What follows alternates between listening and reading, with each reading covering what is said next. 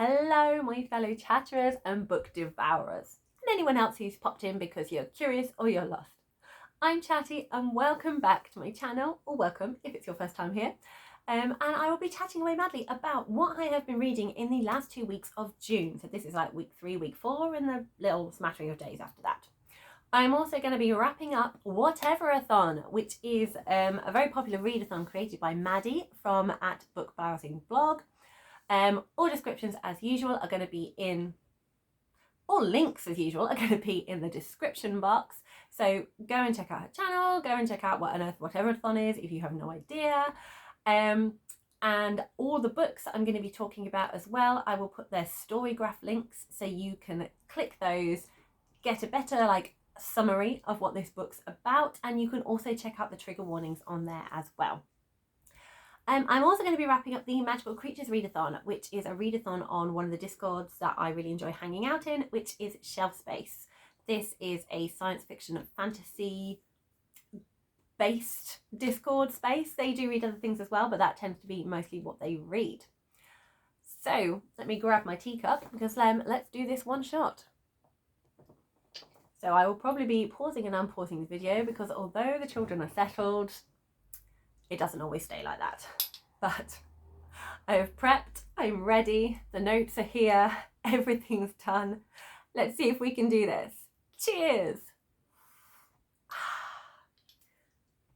And if you are not sure why I do all my videos in one shot, I will leave the link somewhere so you can check out the channel changes announcements where I explain why I'm not editing the videos and we're just rolling. First book. So after reading these lovely 5 books here, in the first 2 weeks, the next book that I wanted to tackle was Oathbringer by Brandon Sanderson. This is the 3rd book in the Stormlight Archive. It's an adult epic fantasy and it's a reread for me. This is the last reread. After this I have a novella and then Rhythm of War, which I'm so excited to read. I absolutely love this series. It's my favourite. It is my favourite fantasy series, but I have been reading a lot more and now I'm like, oh, there are some other ones that are creeping in. Maybe see how my reading goes could change places. I don't know. How exciting. But I love this series. And yes, I'm having the best time rereading. I reread one of my a favourite scene. It's very small, but I find it really funny, and it's with one of my favourite characters in this book. It is a Shalon scene. So I had a great time reading that scene again and appreciating it. I love hanging out with these characters and seeing where they are on their journey, and I know where their journey's headed, and I'm just enjoying picking up all the details, just being on this journey with them again, and it's just so fun to be doing that. It picks off at the end of the 2nd book, Words of Radiance, where a big change has happened. So they're all dealing with that. They're working out what they're going to do next. They've all got different tasks to fulfill. We're also getting flashback chapters of one of the older males in the series. I'm trying to really make sure, as it's the 3rd book, I don't give spoilers.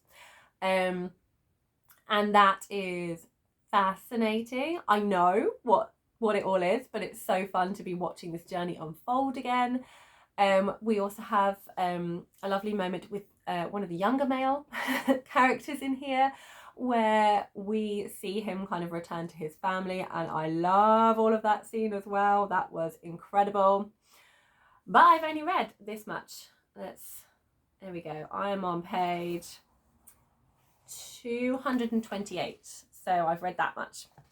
Because I paused it, because as much as I love this, I finished one readathon this month. I'm taking part in the 2 other ones, which is the ones I mentioned. And this was kind of it was taking me a lot longer than I thought for various different reasons. I mean, 1, it's Mahusive, ambitious me. And 2, just things in life, wasn't able to read as much as I was hoping. So because other books were also calling to me, ones that I've not read, that I'm really keen to keep reading, that I know I'm more likely to be able to finish, thus generate readathon points.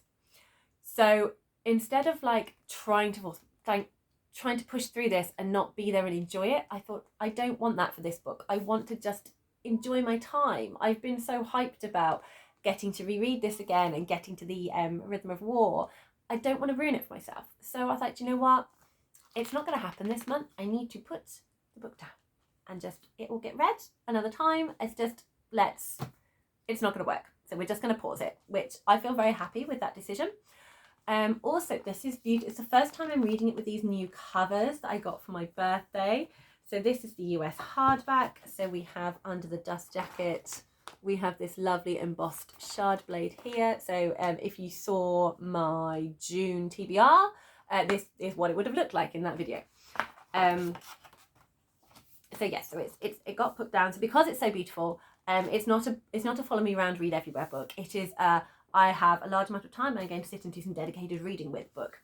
So whilst I was reading this, I did pick up A Court of Mist and Fury, also known as ACOMAF by Sarah J. Maas, which is a fantasy romance. So if you saw my previous what have I been reading June week 1 and 2, you'll know that I had paused this. I had picked it up and got very frustrated and paused it. So I did think that, you know, it's really easy to kind of like carry around with me. So I thought, you know, let's pick it up again. Let's see where it goes. Let's get this done. So because I had the fun of Oathbringer to kind of balance it out, I was like, do you know what, I can do this. So I read through the frustrating part, which I think was like part 1. Yeah, I can't remember what I'd read before I paused, but this is the end of part 1. So I read through that and kind of got past the frustrating point. But then I just read this bit more. So I've now read this much and then paused it again.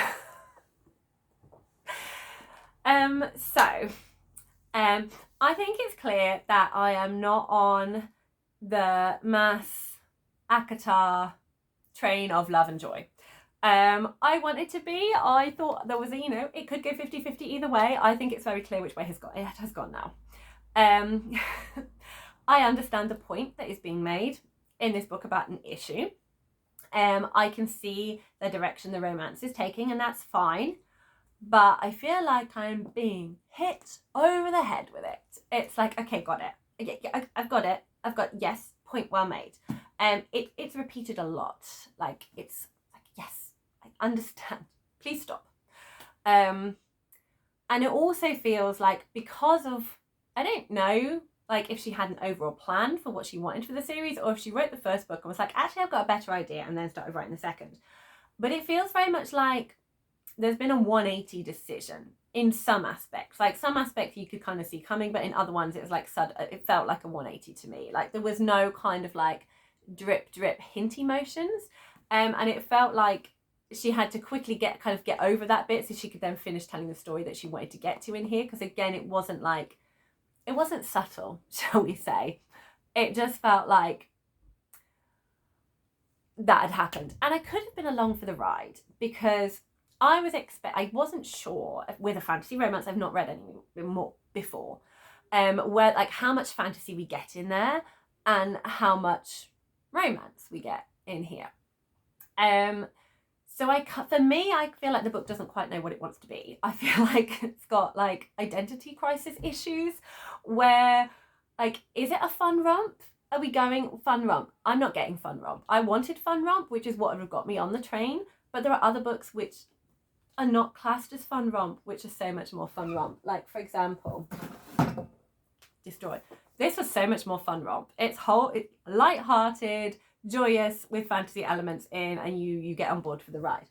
An epic fantasy Chorus of Dragons series I'm reading, which is epic fantasy, but it gives me fun romp vibes because it's fun and you're just on this crazy journey.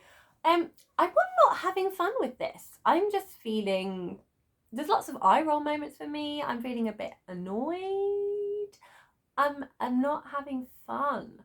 So it's kind of missed the mark. If it was like more romance focused and we were having a lot more banter and flirting and hilarity, like the fantasy plot could just do what it does and I'd be fine with it. But I'm not getting that. And I'm not getting I'm not excited about the fantasy plot either. It's like, okay, you're telling me stuff that's going to be happening that I should be worried about, but I'm not feeling worried about it. I'm not feeling engaged. I'm not feeling like I care. like, we hear all about how Night Court of Nightmares, what on earth is it called? The Night Court. That is like the scariest of the scary fairies place to be.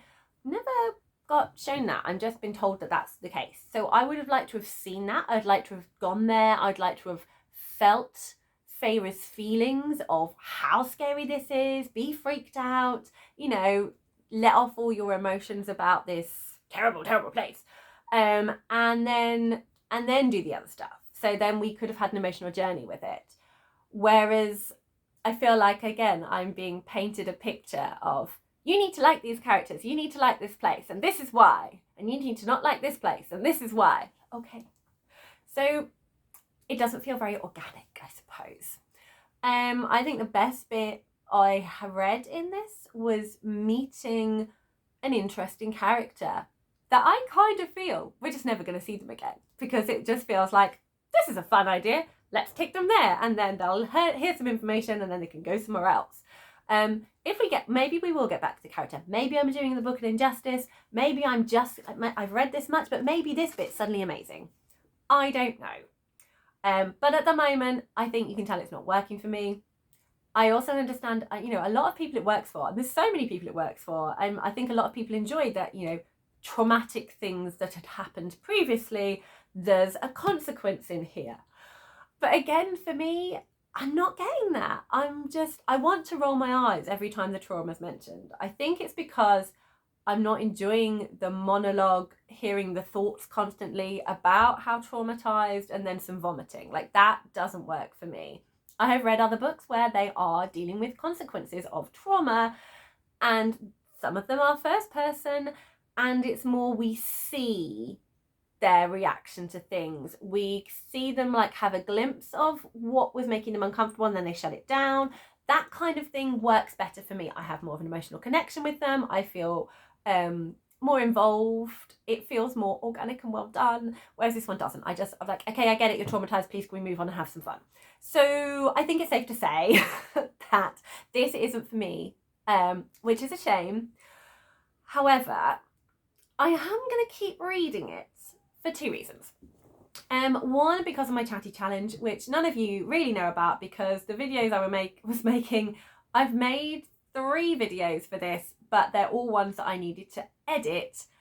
They weren't one-shot ones, so they're all on the laptop, unable to do anything with.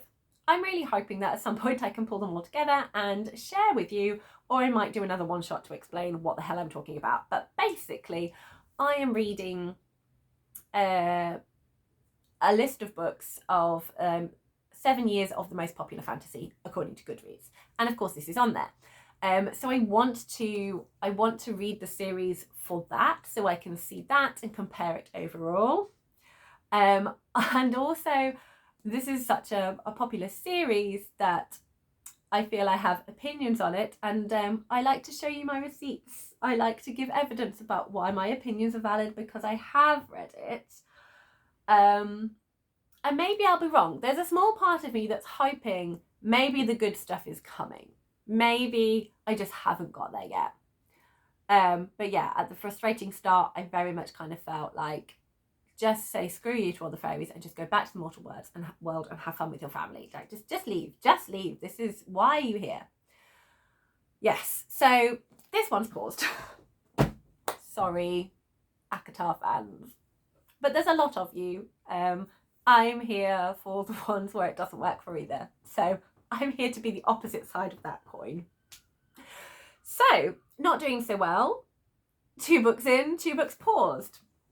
So then I picked up Heartstopper. We're going to ignore the sticker. It was £6 from Sainsbury's, so we can forgive a sticker. This is a reread.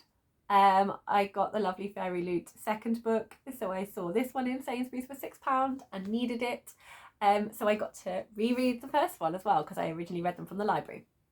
I don't think I need to say a huge amount. I think if you are, I think if you've been on BookTube, you've heard of this book. It is such, this is an amazing romance. This is a romance I'm adoring. This is fun. This is delightful. This is emotional. I love it. I just love them so much. It's so cute. It's so heartwarming. It's, as Heartstopper. It's just the way they do it, the way Alice Oseman shows healthy relationships, the way she shows teenagers dealing with stuff, is just so beautifully done. And I had the best time rereading this book, and it was just, I think, what I needed at that point. So thank you, Alice Oseman, for that one. I then got hold of the audiobook for what I call the Melissa and Rick duology. So I read Melissa, I needed to read Rick, my library have it on audio, so I thought, I'll try this. Worked out amazingly well for me. I will definitely be doing more library audios in the future, now I know how to do it. So Rick is the story of Rick. It's a couple of years on from Melissa. They are then going into middle school. I think it's middle school. It's set in the US. I am not very familiar with the US educational system. So in my head, they're kind of around 11, 12 age, possibly. I don't completely know. Anyway, they've gone to, is it middle school? I now don't know. They've moved up a school anyway. They've moved up a school. It's a big thing. So it's 2 years on from the events that happened in Melissa. Rick was a classmate of Melissa's that kind of hung out with the bully, Jeff. So what this book does, it explores quite a few things, including a toxic friendship, which is Rick's friendship with Jeff. So we have a look at why Rick likes Jeff, why he might be uncomfortable with some of the things that Jeff does. And I think exploring that kind of friendship is such a fantastic thing to have in a middle grade book. It also explores trying to be yourself. If you're around someone that doesn't let you be yourself, that's clearly not a great person to be around. It also explores trying to find who you are. What is yourself? If you're always trying to hide who you are, then who are you really? It looks at family relationships as well. He starts hanging out with his granddad a bit more, which I find a little bit strange to start with, just because of my own personal experience. They seem to really, they seem to see their granddad a lot, but like as kind of like a figure in the background, not really chatting to them. But the more you kind of read, the more you kind of understand maybe why that would be. His granddad has his grandma died sort of a long time ago, and I think that really affected his granddad. So you have that relationship with him and his granddad, which is adorable. So kind of like they're friends in unexpected places, learning about people, so not being prejudiced and writing off someone just because of your initial thoughts on who they are. So as well as having that with classmates, he's also got that in that family setting as well. And then of course you have, within the school, you have the Rainbow Spectrum, which is a club for anyone who is LGBTQ+, or, new phrase I learned in this book, quilt bag, which I think everyone has a different opinion of it. As someone who is not part of the LGBT community, my opinion is less valid than others, but to me, I think of this beautiful, my mum's made one, that would be handy to kind of hold up and go, look, like this. But my mum makes a lot of stuff, like she made this very large kind of like book bag thing. But she's done a lot of where she's like made one out of all these different fabrics, quilted together in a bag. So I just thought that was a beautiful thing, like, the idea of everyone all being different but all being part of the community. So I thought quilt bag was quilt bag plus is a really lovely expression, but some people like it, some people don't. Everything is fine. And they kind of explore, come along if you want to. We're all accepting of everyone. So Rick decides to go along to this and learn more about the Rainbow Spectrum and about himself. And there are lots of moments within there where there's lots of kind of educational moments within that aspect of the story. Now, I have been reading a lot of books where you have lots of queer representation that is just it's not an issue. It's like, this person happens to be like this and it's totally fine, let's move on. It never kind of like crops up, so it's just very kind of like accepted, and I think that's fantastic to have in books.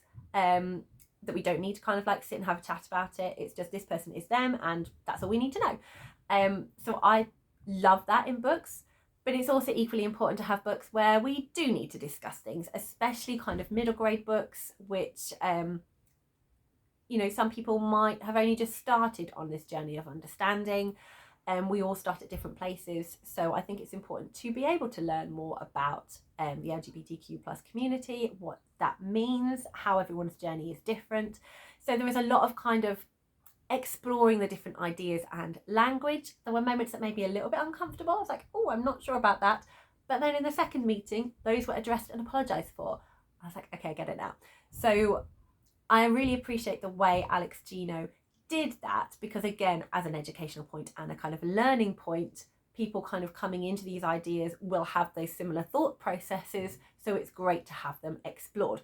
However, it does come off a little bit clunky because there are a lot of educational points. The flow wasn't quite as organic as other points in the story, but I wouldn't know how you could do it any differently and in a middle grade setting. It felt very clear and very accessible within that. So I wouldn't know how you would change it. It was very kind of relevant for this age, and I think it's a very important book. Sorry, just discarding my note pages. And I think there needs to be more acknowledgement for Rick.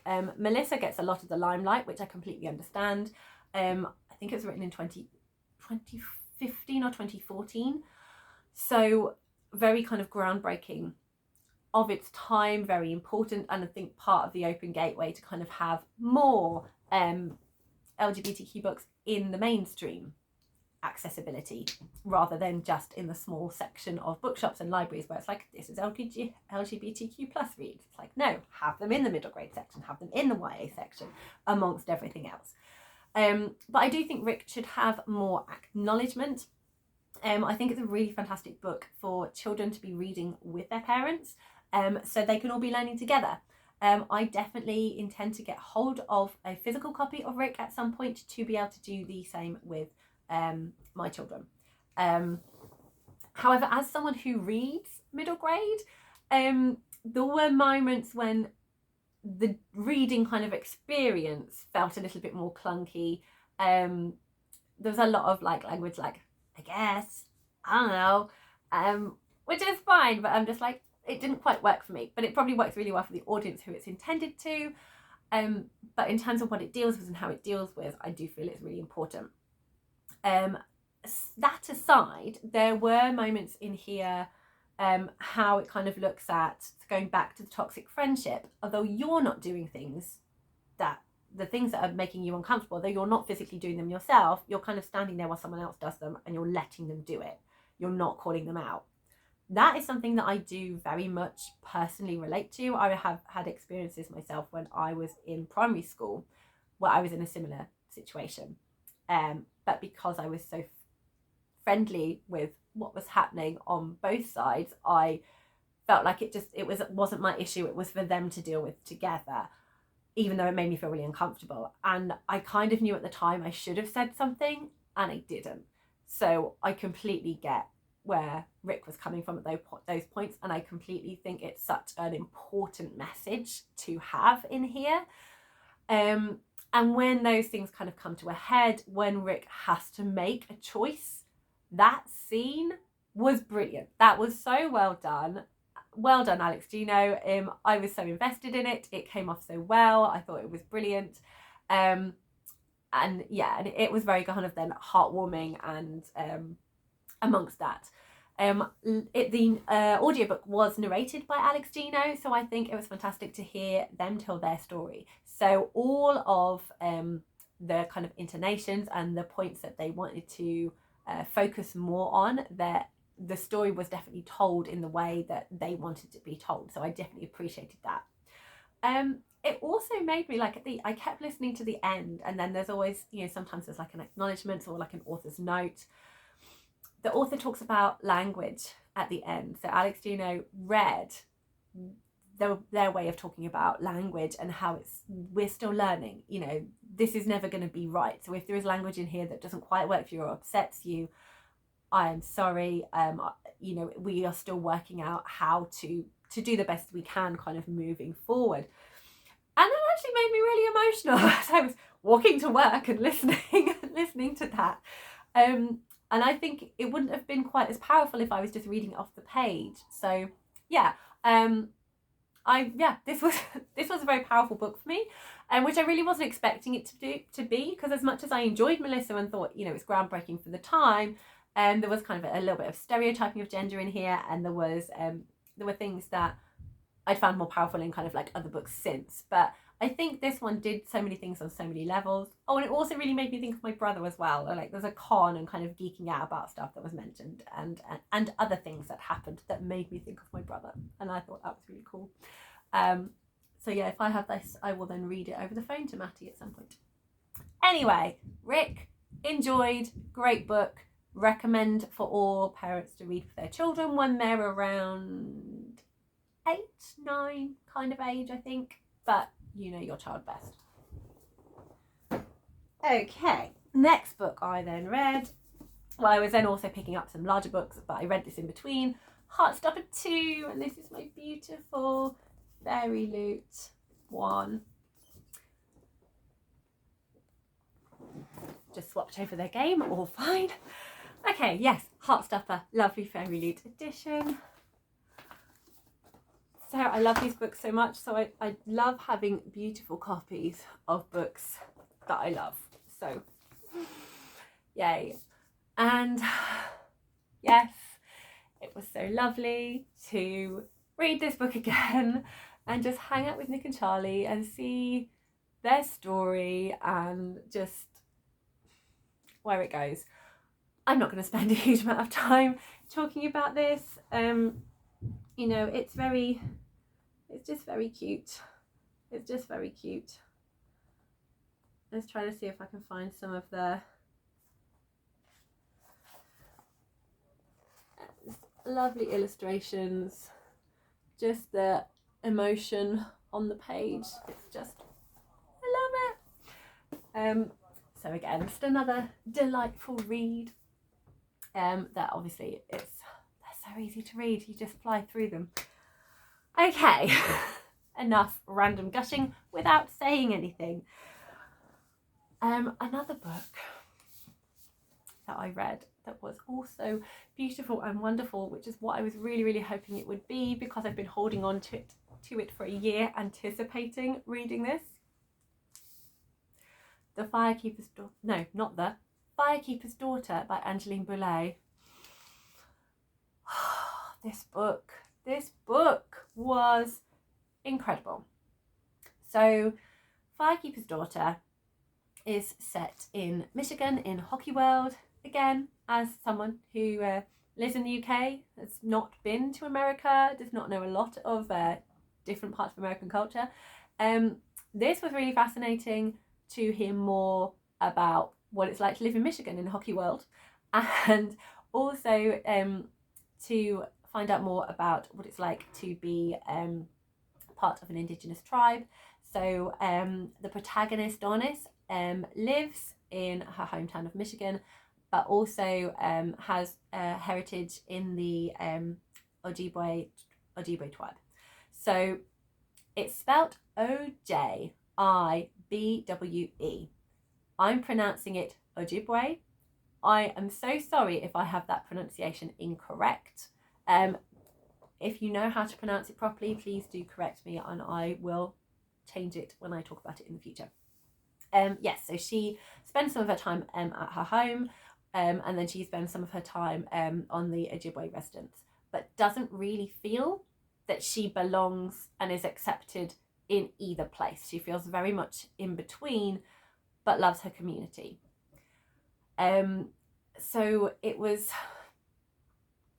just done so well. So first of all, our protagonist, Donis, is one of the most amazing protagonists I have read. We meet her she's 18, she's just about to go to college, she's graduated from high school. We meet her in a situation where there is a family member of hers who is ill in hospital that she is visiting a lot. She has made sacrifices within her life, and we learn about what they are in like, there's a slow drip through the book that kind of fill us in on the gaps that we have. She makes slight reference to them, and then the story kind of moves forward. So it's all just woven through really organically. So we are interested to know more about her life, and it's just, we find it out at the right points in the story where Donis is able to kind of open up to other people around her and tell them about it. She is suffering from a lot of grief in here, and she acknowledges that pain, and then we'll move forward. Or she will be with someone who she feels able to let that pain out fully, and she will kind of cry and be within her grief, and we kind of live that moment with her. So it was just done so beautifully. That way of telling the story gives me such an emotional connection with this character. I care about them, I want to help them, I want to support them, and when I see other characters caring about her and supporting her, it makes me feel warm, it makes me feel tearful, and I really adore it. So Donna sees a murder happen, and it involves people of the some of her community from the Ojibwe tribe, and she agrees to help the FBI in secret. And she does this because she wants to help her community. Her community is so important to her. And it's tricky for her because the law is not friendly to Indigenous people. They are racist, they abuse their power, and Donis knows her privilege, and she talks about her privilege because she is mixed heritage. She has inherited basically white skin, so she doesn't get as much harassment as people who have darker skin. And as much as this hurts her sometimes, like she has been like made to feel not as Ojibwe as other people, but also she recognizes she can go across the Canadian border without being harassed and just help the people in her community that way. So there is a lot of because of the suffering that her community have had, she feels from the law, she feels a bit of unease about working with them. She feels, is she betraying her community by doing so? But she also sees the bigger picture of how what has happened within the Ojibwe tribe is more damaging, and she wants to get to the root of that and support them and help them kind of move forward and get through it, so that her family and her friends who are just pure Ojibwe will be able to have a better life and be able to keep having the life they deserve, and the community can keep moving forward and progressing, and not be stuck with prejudice and racism and people taking advantage of them, and horrors kind of happening within. So there's a lot going on. The book does obviously deal with racism. It also deals with misogyny. It also deals with friendship. There is such a strong friendship in here, and even when events happen, it doesn't diminish the friendship. There is a lot of family love, both from her hometown back in Michigan, so with her white relatives, and also with her Indigenous relatives as well. The love is beautiful. It's the way it's explored, as she kind of explores where she feels uncomfortable, where she feels proud. It's done so beautifully. It also explores respecting the elders and how this is a huge part of her Ojibwe community, and how it's so important. It's also like sprinkled kind of throughout the book are a lot of the language. So the language is, again, I'm going to try and speak it clearly, Anishinaabe.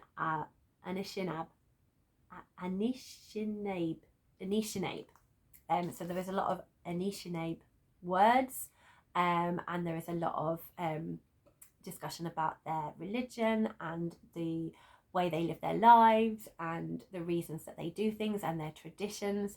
But it's all kind of done really naturally. So there will be words you'll hear, you're like, oh, I wonder what that means. And as you read, you then start to put two and two together. So piece by piece, you get such a visual picture of what it's like to live Donis's life, and the beauty of it, as well as the difficulties of it, which is just incredible. I have learned so much from reading this, and it's joyful and sad and uncomfortable and beautiful all at the same time. The beliefs and ways of life are so well shown. Like, it just, you really get you feel very immersed in the story, like both in Michigan Town and on the residency. You're just there. Like, the talent of Angeline Boulet within this book is incredible. Yeah, there's a lot of injustice. There's also a lot of acceptance and heart. And I cried. There were moments where I cried a lot. There were moments where I felt shock and was just holding the book. There were moments when I cuddled the book. Like, when I finished, I cuddled the book. It was just so beautiful. There is also a romance storyline that I thought was told really well, and I was rooting for. There are oops, my paper keeps falling down. I'd say there are lots of different themes within here as well. It also explores drug use and how that can affect the community, all communities. How it especially can kind of affect the youth, where they don't feel they have any prospects, and it's a way of making themselves feel good, and so they get pulled down by it, and some people care and some people don't, and it's exploring all of that. It also, so there's a lot of triggers in here, so please do check the trigger warnings first before reading this. I do have to say though, the way everything is written is done well. There's an attack in here, and you know what's happening, but it doesn't need to be spelled out for us. So it's like, it's very clear what's happening, but you don't have to sit and have a blow-by-blow account. The way Angeline does it is perfectly done, and I'm just in awe of this book. Like, the characters in this book, the story, the atmosphere of it. Like, it is thrilling. It's a thriller, and I was thrilled. I was trying to work out what was going on. It was fascinating the way things kind of came together. Obviously, I'm not a huge thriller reader, so for people who read loads of thrillers, maybe it's obvious, I don't know. But to me, it wasn't. And there were moments where you are generally concerned about her being in danger, and it was a masterpiece. The way all of it was woven together and pulled through was a masterpiece. And there are some fantastic characters in here, that there's ones that you kind of learn more about and appreciate more. And top marks. Just a masterpiece, basically. Cannot recommend enough. And my final book is The Memory of Souls by Jen Lyons, which is the third book. I don't know if I said, Firekeepers Daughter. This is a YA thriller. Heartstopper, if you didn't know, contemporary graphic novel, and Rick is also a contemporary middle grade. This is an epic fantasy for adults. It is book 3 in the Chorus of Dragons series, the previous 2 books being Ruin of Kings and The Name of All Things. So in this one, Ruin of Kings, we had Kieran's story. Name of All Things, we had Janelle's story, our 2 main protagonists. At the end of Name of All Things, we had a bit of action with them together, and this book picks off straight away at the end of that action. We just go in where that all happened. So this is the one where we've got the background of Kieran, we've got the background of Janelle, we've had their coming of age stories. Action is here. It's all present in this, but we still get the delightful way of storytelling. We have our original annotator back writing this book, and leaving wonderful annotations all over it. We have a conversation again between two characters telling different parts of the story. One person from notes and accounts they've collected and collated, and one telling the protagonist's story. So you get lots of different viewpoints in this. You get so many hilarious moments. So many. This book was such an absolutely chaotic, wild ride, and I loved every minute of it, even if we don't always know exactly what's happening. So like I said, we had Kieran and Janelle. We also have two other people that make up a main four. So you've got this main four of characters, and following their journey, the group of them together, delightful. So much fun. We also have villains. So we have people we have known and loved from the previous two books getting some a smaller role, some a bigger role in this story, but we get to meet them all again and hang out with them all again, which is hilarious. There are a lot of kind of grey characters. There's villains that are very highly popular from having read the first two books, and you love them just as much in this one. They are doing their thing in the best way they can, and we love them for it. But more so in this one, we kind of get a sense of, because the whole plot is like, what the hell is going on? We have a lot more of who is right, what is the right thing to do, which side are we on? And the answer is we kind of don't know. We still kind of don't know. We're making it up as we go along. There's a big issue that needs dealing with, and the way different sides have of achieving that goal, they don't always agree with. So it's trying to make the best of a hard choice, trying to make the best of a tricky plan, wondering what the right thing to do is to try and solve this problem. We have more God action in here. So we meet the ones we've already encountered before. We meet different ones. We learn more about them. We also meet more of the immortal race called Vane. So you got, in Ruin of Kings, we were introduced to the Vane and the complications of what's going on in that race. And we have a lot more action in this one from them. So the relevance of that story kind of comes a lot more into this one. We have more history of the overall world. We have more dragons. We meet some different dragons that we've not met before. We see some dragons we have met before, and we learn more about the history of all of that. We also have some more relationship action. So we have a sapphic romance. We have a blossoming straight romance. We have older romances from older characters that are being rekindled and looked at. This book is so beautifully queer. There is a lot of like fluidity. There's a lot of like gender stuff going on. There's a lot of orientation, sexual orientation stuff going on. And it's just so, nobody cares. It's all just like, sure, do what you like. It's all fine. And it's just really delightful.